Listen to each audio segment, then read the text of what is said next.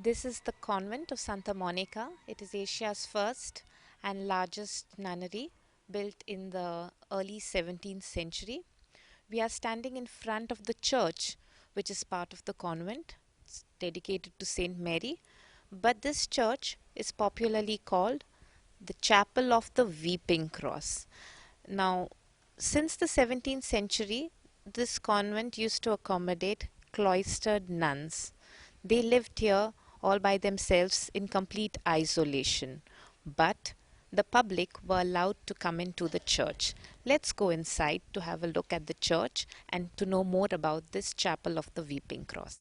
In 1636, this image of Christ is said to have opened its eyes, and through the wounds, blood was seen flowing.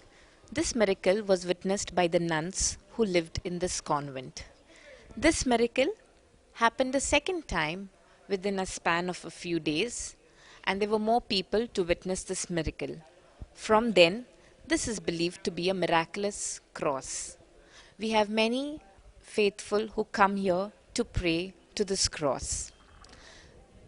In 2002, the Museum of Christian Art, which was originally set up in the seminary of Rashol, moved to the convent of Santa Monica in a space next to the church.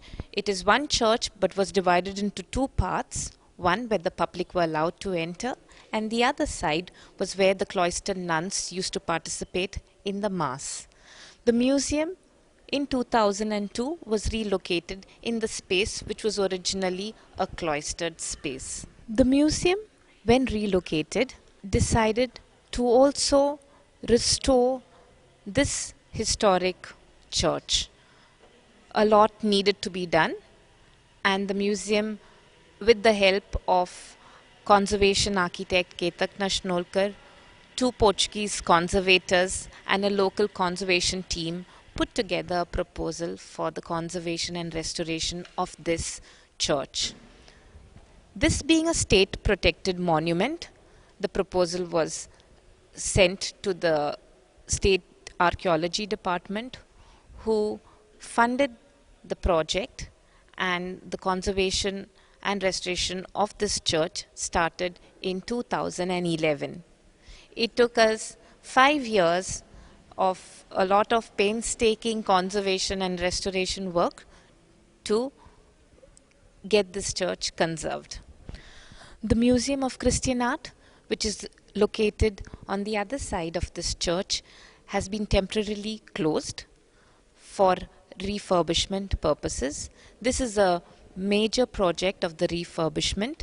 We have got the support of the Ministry of Culture from New Delhi, and the museum seeks the help of individuals and others for this refurbishment project, where we are trying to enhance the museum. This museum belongs to the people of Goa.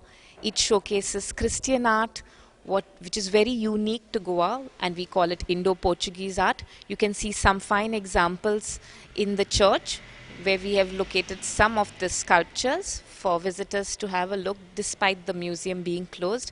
And we want the help and support of the local Goan community to conserve, preserve these objects from the museum's collection, as well as to enhance the museum space, so that in 2 years' time we will have a refurbished museum which will be very visitor friendly. We have here with us architect Ketak Nashnolkar, who's a conservation architect who has worked on the conservation of the Church of Santa Monica. So I'll let him speak on the whole process of conservation of this church. When we started the work, the initial documentation and all way back in 2006, this place was in total neglect, sort of. Basically what had happened over a period of time, there were a lot of interventions which had happened. There was cement plaster on the walls, the roof was leaking, there were tree growth on top, there were white ants, there were tiles broken, and water was seeping in all over the place. The condition was totally bad. The plaster had totally deteriorated, and there was a lot of damp and all those the smells actually coming at this place. So when we started the work, first we did the roof entirely. The roof got refitted, and then as we went on, we started the interior. Uh, so as we were doing, there were a lot of discoveries and surprises at the place. First of all, as the light, natural light streamed in, we had a lot of discoveries of old. The walls actually started, showing up what were the under layers. We started discovering these paintings and all behind the walls under the old uh, under the old paint lime wash layers, and that's when we actually started actually re-looking at those. Also, we found here we had the old pulpit, the wooden pulpit. As we removed the pulpit to repair the plaster, this discovery of the original pulpit was done, and that actually changed a whole lot of course of the works, the budgets, everything. And of course, that was not all. As we did the work, as we were discussing on the flooring also, what would be the apt floor to put.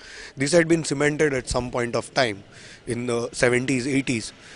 As we started removing the old floor, we discovered this old layer of basalt stone which was there, which you would see in many of the older churches down. And that's when we decided, okay, and this was practically intact except for a few patches here and there, and this whole thing actually got kept as it was. We saved a certain amount for that, and that was more or less the story of the place of the restoration. Now, of course, now it is up to us to look after this place. We also have with us the young conservators who have worked on the conservation of the all the artworks in this church along with their father. They are known as the Biko family. We have with us Glenn and Nixon, the fourth generation of the Biko family, who have been doing church restoration of church altars through the years of and saving our churches and church altars. I'll now hand over to them. I'm Glenn Fernandez, and along with my father and my brother Nixon, we worked together in this magnificent church of Santa Monica. So what we have done is we basically worked on the altars, and it was under the guidance of late Miguel Matios and Zé Pestana. The murals were basically handled, the murals that you see on the pulpit were basically handled by Zé Pestana, and the altars were under Miguel Matios. Unfortunately, we do not have him among us today. Now, speaking of the altars, to start with, I'll directly go with this altar, the side retables, in fact. So the conditions that were there, that what we came across was the top entire section, the attic that's there, the entire portion had come down because the dowels had given way. And we had to replace a lot of carvings. We had to imitate them. And similarly with the statues as well, they are just cleaned and restored. And the paintings that you see on top, on both the altars, are just consolidated and kept as it is. The main altar, in a similar way, was cleaned, and the gold also was retouched with the gold pigments, and the statues again were kept as they were. Now coming to the Weeping Cross. The Weeping Cross, the work basically remains the same, the cleaning of the varnishes and whatever. Now the thing about the Weeping Cross is that behind the crucifix that you see, there's a tomb of Father Diogo de Santan, which is behind it. So that was a different scope of work, so we haven't taken a call, because you have to remove the entire thing, the entire altar, the front panels of it. So the decision for the moment that was taken was to replace it, keep it as it is, consolidated. And about the pulpit, speaking about the pulpit, when we came here first, what we saw was we had like the wooden pulpits that we have with the ladder that goes in. But as we went on with the work, we tried to see the loose portions and all that were there in wood. We discovered that there's another stone pulpit inside. So we had to get off part by part the entire pulpit, which is kept in one place down in the convent now. And even the murals that were there behind on the wall, we have restored it entirely. And the doorway that was there, which was covered in laterite stone, that also partially we have opened up and left it as it is for the moment. And again, about the arc, talking about the arc, it was fully whitewashed. So we scalpeled a small area where we saw that there is a design inside. So the call that was taken was to scalpel the entire thing. So it was days together that went into it to scalpel the entire thing, and only maybe 5% of it was there, which couldn't be kept. Now, talking about the arc, the one that you see over here, is that earlier when we came in here, it was like fully whitewashed. And when we scalpeled out a small portion that we saw, the original was there, the design. So the decision was taken to scalpel out the entire thing. So it was days together, tedious job to do it. And finally, when the entire thing was done, we realized that only 5% of it was saved, which was lost in like over layers of lime wash. So then we decided that again it would be whitewashed. So then there was talks and all about it, like there were collective decisions to do it up again, restore the design that was slightly found inside. So what we have done over here is in two sections we've kept the original that was found, and the remaining was restored, done back again, so that people get an idea what it was instead of just whitewashing the entire thing. Coming to the graffito, this was discovered under the layers of whitewash, and this section that you see, I don't know whether you can see the difference over here, the one that is slightly shiny, the area, that was the original graffito that was scalpeled out and cleaned. And the remaining section, what we have done is just imitated, and that's not like the actual graffito, that's just a stencil design, just to imitate. That was the collective decision that was taken. And the remaining portion, as you can see all over, so most of it is like imitation, and the original, whatever we could, we have restored, cleaned and kept.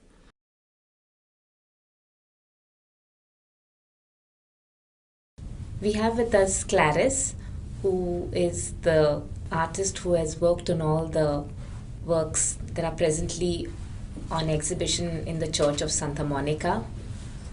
Let's hear a little more from Clarice on her inspiration behind sadhana. Well, I started painting randomly, just trying to do what was in my heart. And over a period of time, I realized that they all had an underlying meaning, all my paintings. I started using different techniques, which I am very fond of: fluid painting, spin painting, and syringe painting, which is very unique. And sadhana, I didn't go to sadhana, but sadhana came to me, the topic, when I started deciding to have an exhibition. So I approached the Museum of Christian Art to showcase my work because it is dealing with spirituality. So in a nutshell, I would say that sadhana carries a message of service and sharing, the message of oneness. And that is what I wanted to portray in my paintings. And as I started collecting my paintings, which were almost 30 by now, I had a whole exhibition waiting for it to happen. And that's how sadhana became. Now, oneness means sharing, or for me, sadhana means the spiritual way. Clarice, do you only do spiritual art, or do you work with other types of art as well? Well, as I do my art, I just realize that it moves into spirituality. It moves into, topics that fascinate me are mostly spiritual topics. For example, a hymn that a nun might sing in the chapel, as we gather, may your spirit work within us. I came home and I did that painting, Amazing Grace, or On the Wings of a Dove. So most of my paintings, if you have noticed, they have that spirituality.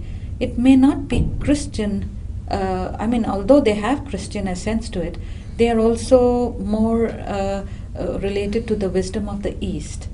I love to do nature, paintings on nature, because I noticed that many Goans, they love me doing my work in landscape nature. And I use the same syringe painting, now syringe paintings style to do. So what I do is I take photographs of a place to retain the character of the place, and then I do it in this contemporary style. And why do I do it in contemporary style? Because if you have a photograph, you have it all there. You can frame a photograph, but when you do it in a contemporary style, you have the magic and the drama that's created there. It makes it so much more interesting. Colors. You can have the sky red, the mountains green, the rivers pink, the cows purple, and yet you'll see the whole character of the place, and that fascinates me. Colors fascinate me. And so I have, most of my work are either spiritual or nature. That's all. I don't do any other, nothing else fascinates me. And I will always do art to please myself because I love it, not because somebody kind of wants it. If somebody wants something and tells me to replicate something, it is very difficult because I cannot follow any art rules of form, function, design. I really don't know. I've opened art books, and as fast as I've opened them, I've closed them because they are it is quite a challenge to follow art via the rules. I follow art via my soul, and I have no training at all, but I depend totally on intuition, and I am known as an instinctive painter, and I would never ever even change that for anything. Tell us which are your favorite 5 paintings that you worked on? Well, my favorite technique still today still remains fluid painting. Now when I pour my painting, I don't paint with a brush. So I have to make these jars of paints of different shades. I mix a little bit of paint with gels and an equal amount of water. I've taken many months to discover the correct proportion. And then I have it all in jars. When you're doing a painting, you cannot say the paint is over, because so you got to make a lot extra. And I keep on pouring and pouring till the painting emerges from all the chaotic fluid, and I see it all there, and I'm so excited. And there are paintings like Eternity Has Just Begun. That painting really fascinated me. And I mean, there are lots more like a Divine Whisper, but those are spin paintings. But fluid paintings, almost every one is my favorite because the painting emerges from all the colors. And sometimes when the painting is being done, I pour the painting and I see the whole painting emerge, but then it disappears. It just goes, and I feel so disappointed. And then it appears again, only to disappear again. And I'm angry, I'm frustrated. Again it appears, and like I'm saying, I'm holding my breath and saying, stop, don't move. And it's there. It's that one magical moment I get it. And I just wait for it to dry up for about 15-20 minutes when I have picked the right, and I wait there sometimes for an hour or two, and then it's like giving birth to a baby. You know, it is all the struggles that you feel, it's there. And so what I'm feeling is exactly what's going on in my painting. The whole fluids move, and then that one little moment you have your painting. And then I leave it down and I just wait, and I know that it's not moving. That's when I can take a break. And then every little while I run downstairs from my studio doing my work, but I will come back and see, like, has it moved? No. So it's like looking at my little newborn baby all the time. Once the painting dries up, it's only then I move away. It's like as if the placenta and the baby has been detached, and it's like I've given birth. So every painting, and I've never destroyed a painting, but before starting, I have to be very, very quiet and still to be in that moment to get what I want. So I prepare myself mentally for almost 3 weeks, physically doing all the jars, mentally preparing myself, and the whole painting is just over within an hour. But then to dry up, it takes about 3 hours, and then finally 2 days for a fluid painting. That's my favorite painting. A syringe painting can take any time between 3 months to a year to complete. If it is a small one, it would take me about a month, but the big ones take me quite a time because you got to get the harmony of colors, and it's like playing music by ear. So I am not guided by any rules, so I have to just wait and do the whole harmony of using different syringes, different paste at different moments to get it all together. You've had this exhibition presently at the Church of Santa Monica. Yes. Have you also had other exhibitions around Goa? Yes, I've had them around Goa, not outside Goa. Not yet. Not yet, yeah, but it is difficult for me with health issues to even get out. But I wouldn't mind if I get a chance. Now in Goa, I've had in Kala Academy, I've had in a solo exhibition. I've had at Gallery Gitanjali at Fontanias in Punjab, a solo exhibition, and this is my third solo exhibition. I've had a lot of group exhibitions in ESG Gallery and in Sanskruti Bhavan and more other places. So this is my third solo exhibition. From where do you get your inspiration to paint? As I said, it could be a line, just a line or a quote of Mother Teresa. It could be a quote of Khalil Gibran, or it could be a quote of Jimi Hendrix on love. You know, a hymn in the church. Usually hymns that fascinate me because I am deeply connected. I'm a deeply spiritual person. So spirituality, what is spirituality? It's connecting my spirit with that of the spirit of my Creator.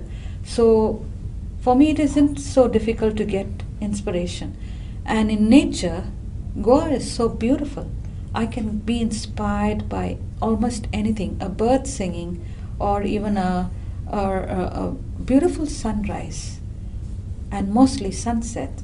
And to me, my church of Saligaon really inspires me.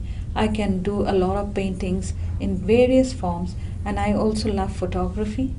I wait for the sun to go behind the church and I sit with my camera for hours actually waiting for it to come behind the cross.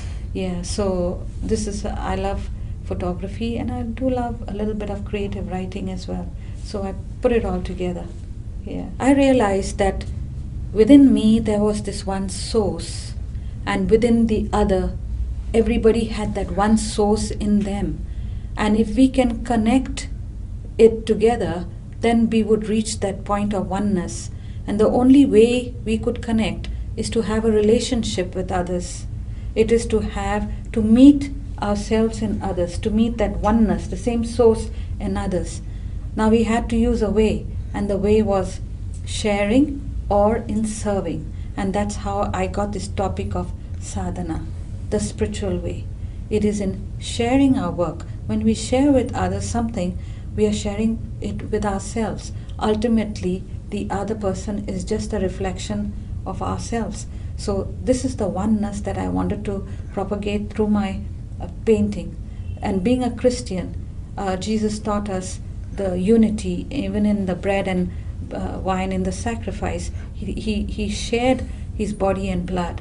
So I thought, why not just show it through my paintings? And that is how sadhana came about. Clarice has a very unique style of painting. She does not use paintbrushes like artists do. She uses different mediums, different styles, different tools to paint. So, Clarice, can you share with us some of the techniques that you use to paint? Yeah, I I'm fascinated with fluid painting. Initially, I painted using a brush, and I started painting I'm a nurse by profession. So I, I wasn't working because of some health issues, and I went back to my childhood hobby in 2009. And around 2011, I lost my son due to an undiagnosed heart condition. He was 20 years of age, and it was at that time that I found solace in art, and I went into a different dimension completely. I used to paint with a paintbrush, churches or somebody's pet dog or portraits, and my cousins used to just take them away, and it's like it just started being appreciated. But when my son died, I was totally into art in a very big way. I started learning from various YouTube videos, and I found fluid painting fascinating. The way the fluids mixed and moved, and that movement and the colors really calmed me down. So I started, I was wondering how it was done. And one day my palette of paints fell on the floor, and I saw it all in a mess. And as I got up to get my mop to sweep and clean it up, it was the mug of water fell on the top, and there it was. I saw the full fluid painting on the floor, and then I knew that this was what I wanted to do. I cleaned it up and I started pouring water and paints, but it wouldn't come. I knew I needed a medium, and that's when I went to the shop and I asked them, how do you make paints thick? And they told me we use gels. That's when I started experimenting, and then I mixed gels with paint and water, experimenting over a long period of time, and finally I was able to know the different densities, and with the different shades I was able to get what I wanted. Fascinated with fluid painting, I was also thinking of spin painting, because Damien Hirst does spin painting. And there you go. I took a fan, I put it upside down in concrete, and I fastened my canvas, and I used a little motor, and I spin the canvas. I was fascinated just pouring and splashing the paints, and I started getting all the colors that I wanted. And then I started going into spin painting. Not satisfied and wanting to keep my son's memory alive, because I signed as Craig was, as my son's name, I started trying to search ways to be unique. Being a nurse by profession, I took a syringe and I started scraping on the canvas with the same fluid that I had discovered. And I was fascinated with works of Jackson Pollock. How did he get those lines? And I could get it with the syringe, and I was excited. Then there was this lady, Saishta Thapar, who came over to my studio, and she said, "Why don't you use paste?" I said, "This fluid is so thick, it gets blocked." But I could try. And then I started using a little bit of tubes there after experimenting. And then I started doing the syringe paintings. Today there are lovely paintings there of Divine Priest Crucified, the Narrow Pathway, which are at the museum for the exhibition. And they are done totally with syringes, using the syringe painting technique which I have discovered. And I'm just fascinated now, because there is a whole world out there now for me.